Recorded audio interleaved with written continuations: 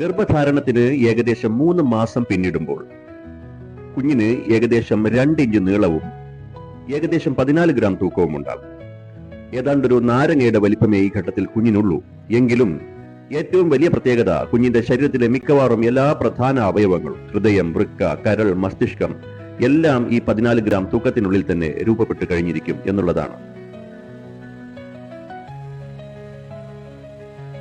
9-ാം മാസം പൂർത്തിയാകുമ്പോൾ കുഞ്ഞ് പ്രസവത്തിന് അനുയോജ്യമായ രീതിയിൽ തല താഴേക്ക് തിരിയുന്നു.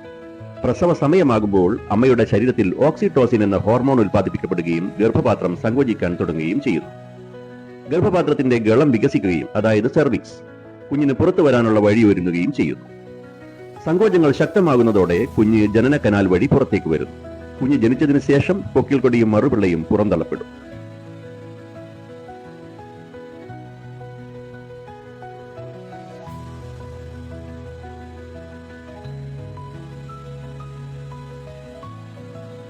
അമ്മയുടെ ഗർഭാശയത്തിൽ ഒരു ഏകകോശ ജീവിയായി അതിൽ നിന്നും സങ്കീർണമായ ഒരു മനുഷ്യ ശരീരത്തിലേക്കുള്ള ഈ 9 മാസത്തെ യാത്ര പ്രകൃതിയുടെ അത്ഭുതകരമായ ഒരു പ്രതിഭാസമാണ്.